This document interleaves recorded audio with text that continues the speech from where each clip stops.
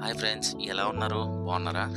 ఈ వేసవి కాలంలో మనకి ముందుగా గుర్తొచ్చేటటువంటిది ఆవకాయ పచ్చడి అండి. ఈ ఆవకాయ పచ్చడికి తెలుగు రాష్ట్రాల్లోనే కాదండి, ప్రపంచవ్యాప్తంగా కూడా ఫ్యాన్ బేస్ చాలా పెద్దదేనండోయ్.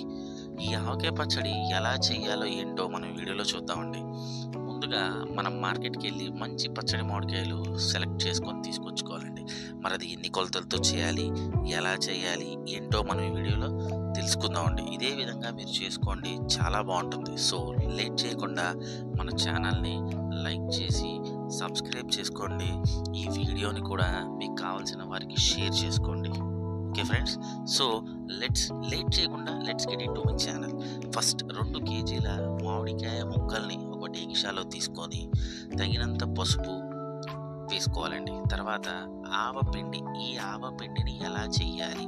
ఒక 250 గ్రాముల సన్నటి ఆవాల్ని 100 గ్రాముల మెంతులతో మిక్సీ పట్టుకొని ఆ పిండిని ఈ 2 కేజీల ముక్కల మీద వేసుకోండి. తర్వాత ఒక 1/2 కిలో ఉప్పు, తర్వాత ఒక 1/2 కిలో కారం, ఈ మూడింటిని వేసి దీంట్లో వాడే పప్పు నూనె ఏఎస్ బ్రాండ్ పప్పు నూనె దొరికిద్దండి. 420 రూపాయలు ఉంటుందండి లీటర్.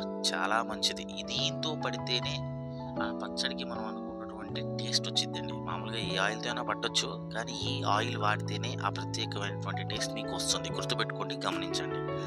ఈ ఆయిల్ని వీటితో కలిపి అలా వీడియోలో చూపిస్తున్నట్టు నీట్గా చక్కగా జెంటిల్గా మొత్తం అంతా కలుపుకోవాలండి. కొంచెం సేపు ముక్కలకి ఆ పసుపు, ఉప్పు, కారం, నూనె పట్టేలాగా కలుపుకోవాలి. మీరు ఏం చేస్తారంటే ముందుగా ఆ 1/2 కేజీ పప్పు నూనెని పక్కన తీసుకొని పెట్టుకోండి. కొంచెం కొంచెం కలుపుకోండి. గుర్తుంచుకోండి, 1/2 కేజీ కన్నా ఎక్కువ పప్పు నూనె వాడొద్దండి. 1/2 కేజీనే మొత్తంలో వాడండి. ముందు కలపండి, మిగిలింది లాస్ట్లో పోయండి. కన్ఫ్యూజ్ అయ్యి 1/2 కేజీకి బదులు ఇంకెక్కువ వాడొద్దండి. కలిపినటువంటి ముక్కల్ని నేనైతే ఏమాత్రం తడి లేనటువంటి ఒక ప్లాస్టిక్ డబ్బాలో స్టోర్ చేసుకుంటానండి. మామూలుగా అయితే మనకి బాగా తెలుసు, మన పూర్వీకులు జాడీలో పెట్టేవాళ్ళండి. ఏదైనా పర్లేదు, ఇప్పుడు ఇవి దొరకట్లేదు కాబట్టి ఈ ప్లాస్టిక్ డబ్బాలో నేను పెట్టుకుంటున్నానండి.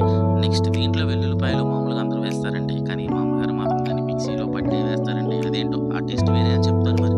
సో మీరు కూడా మీకు కావాలంటే మిక్సీ పట్టి వేసుకోండి, లేదంటే మామూలుగా కూడా చిలకరించుకోవచ్చు.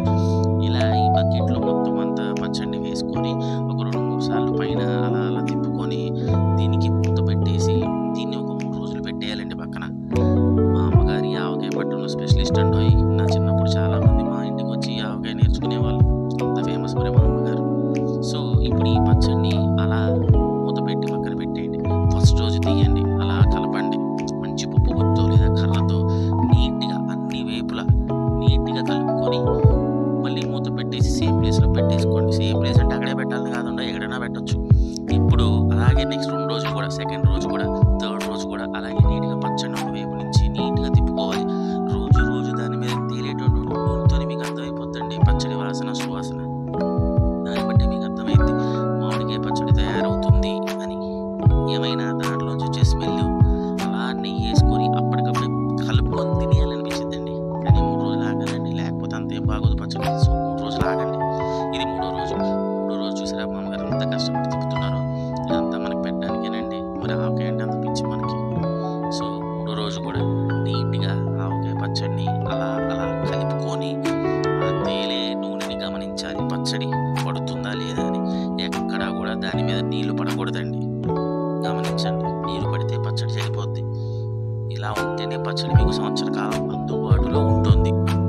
సో అలా కలిపి 4వ రోజు నెయ్యి వేసి చేతిలో పెట్టుకొని తింటే ఉంటుందండి స్వర్గమే. అది ఆల్రెడీ టేస్ట్ చేసింది మీకు కూడా తెలుసు అనుకోండి. ఇక మరి ఉంటాను ఫ్రెండ్స్. మళ్ళీ నెక్స్ట్ వీడియోలో ఇంకొక కొత్త రకమైనటువంటి పాత వంట